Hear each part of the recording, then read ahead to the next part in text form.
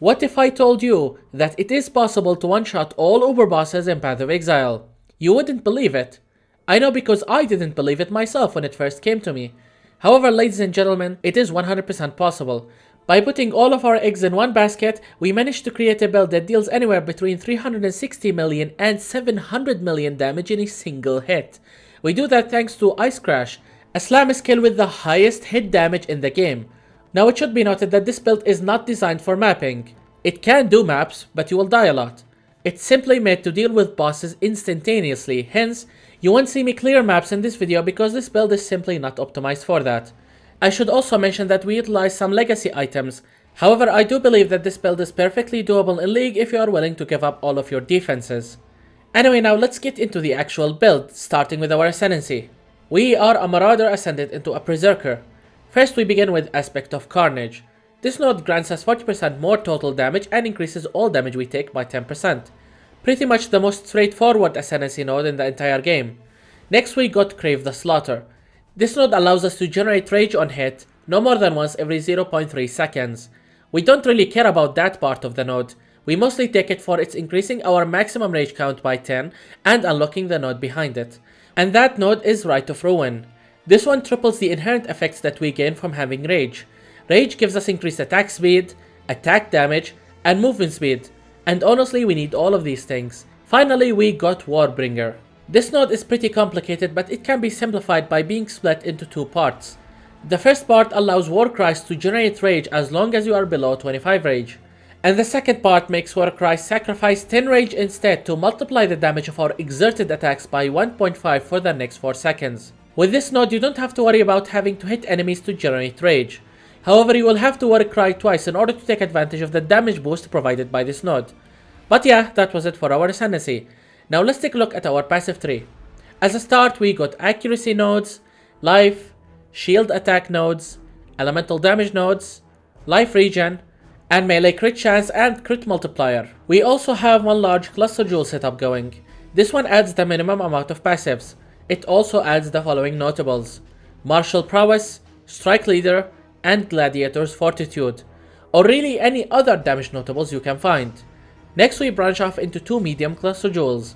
These adds the following notables: Basics of Pain, Skull Breaker, and Precise Retaliation. And that was it for our passive tree. Now let's talk about items. For our core item that enables the entire build, we have Facebreaker's unique gloves. These will give you a huge physical damage boost with unarmed attacks. Unarmed means that you won't be using any weapon. Hence, you will have to be providing your own base physical damage. That gloves also gives us some crit multi. Just make sure that you do not get one with a curse corruption on it, because the curse will be applied after your one shot is calculated, effectively making it useless. Next we have Legacy Abysses with over 200% crit multiplier. We mostly use this one for its high flat physical damage to attacks. You must also have either summoned Skitterbots have 45% increased mana reservation enchant, or Ice Crash gains 50% of physical damage as extra cold enchant. Now since we are playing an unarmed build without a weapon, not only that we are missing base physical damage, but we are missing our own base crit chance. Hence, we have to use Rigwald's Curse Amulet. This one fixes that issue for us by giving unarmed attacks 7% base crit chance. On it you want to anoint Whispers of Doom for maximum damage. And yes, because we are casting two curses by ourselves. Next for our chest, we got Replica Lore Weave with a high flat physical damage roll. This is the reverse engineered version of the regular Lore Weave.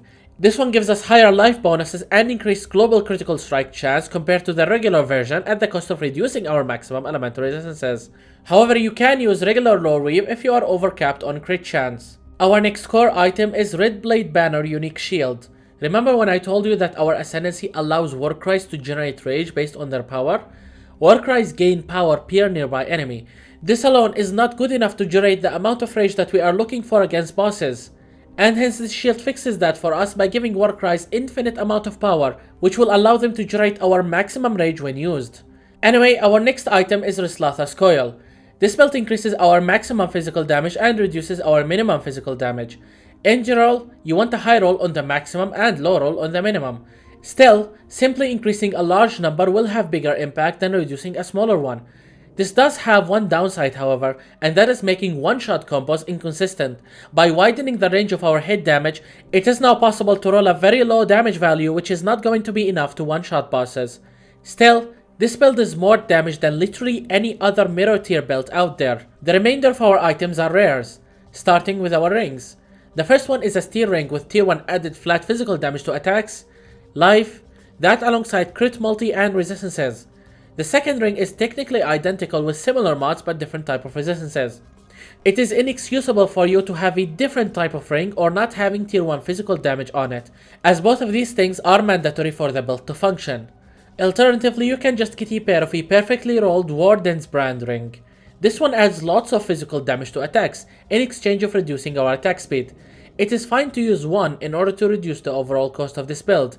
Avoid using two, otherwise your attack animation will start taking over 2 seconds, which is problematic because that gives bosses enough time to one-shot you while you are winding up your attack. Last but not least, we got the rare boots that have life, movement speed, and lots of resistances.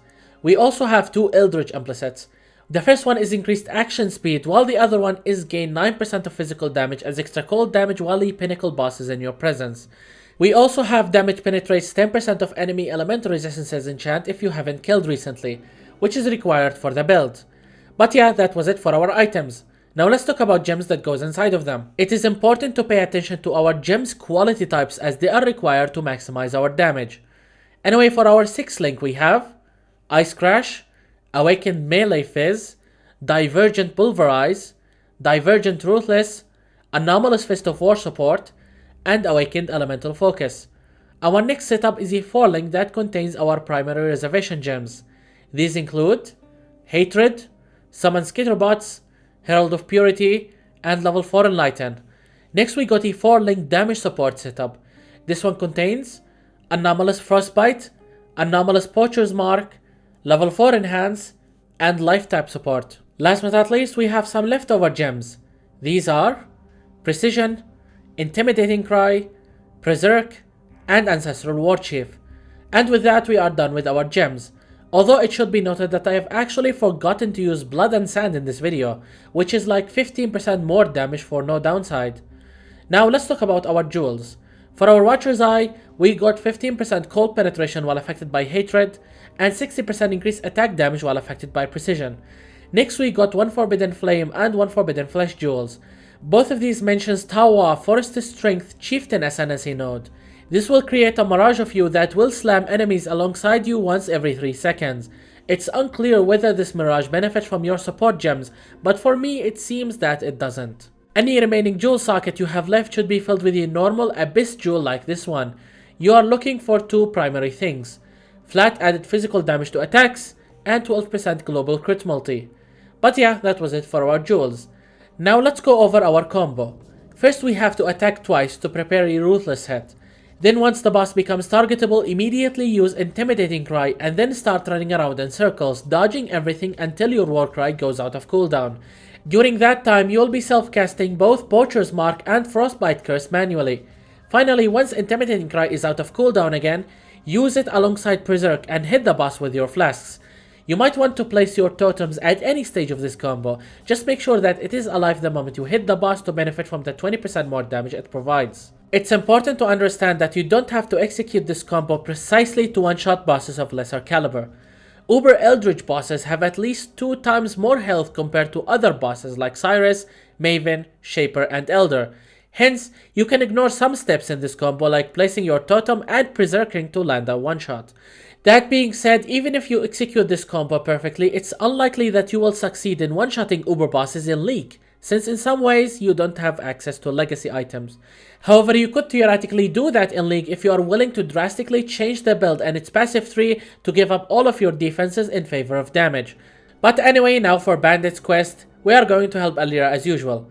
As for Pantheons, it doesn't really matter here as all of them are useless in a build like this one. But with that being said, we are done with this build guide. If you guys have enjoyed this video, then make sure to leave a like and maybe consider subscribing so you don't miss out on any future build guides like this one. My name is Phoenix and I will see you all in the next video.